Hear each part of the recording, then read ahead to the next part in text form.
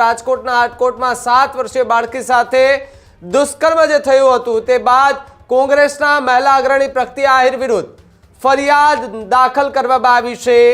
Atkot police station ખાતે બીએનએસની કલમ હેઠળ ફરિયાદ દાખલ કરવામાં આવી છે। વાત કરવામાં આવે તો કલમ 72 પોક્સો એક્ટ 23-4 હેઠળ ફરિયાદ દાખલ થઈ છે। બીજી તરફ જુવેનાઇલ જસ્ટિસ એક્ટ 74-3 મુજબ ગુનો દાખલ કરી દેવામાં આવ્યો છે। આ પ્રગતિ આહિરે પોતાના સોશિયલ મીડિયા એકાઉન્ટ પર એ બાળકીની અને એમના પરિવારજનોની ઓળખ છતી કરી હોવાની વાત સામે આવી રહી છે। બાળકી અને તેના પરિવારોની ઓળખ છતી કરી હોવાથી તેમના પર ફરિયાદ નોંધાઈ છે।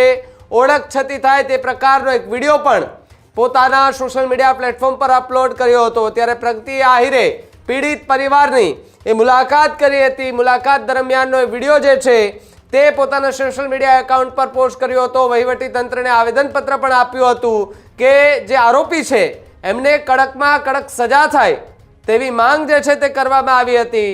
પરંતુ એક સવાલ કે શું પ્રગતિ આહિરે કાયદો નહીં જાણતા હોય? શું પ્રગતિ આહિરે પીડિત પરિવારોના એ ફોટા વાયરલ કર્યા પહેલા એમને નહીં ખબર હોય કે આપણે આ શું કરી રહ્યા છે? આ સવાલો સૌથી મોટા ઊભા થઈ રહ્યા છે, કારણ કે કાયદો એક સમાન હોય છે અને જે પીડિત પરિવારો હોય છે એ પીડિત પરિવારો આપણે કેવી રીતે ખુલ્લા પાડીએ, એમને રિવીલ કેવી રીતે કરી શકીએ અથવા તો દુનિયાને કેવી રીતે બતાવી શકીએ કે આ એ જ પીડિત પરિવાર છે કે જેની દીકરી સાથે આ પ્રકારનું કૃત્ય થયું છે।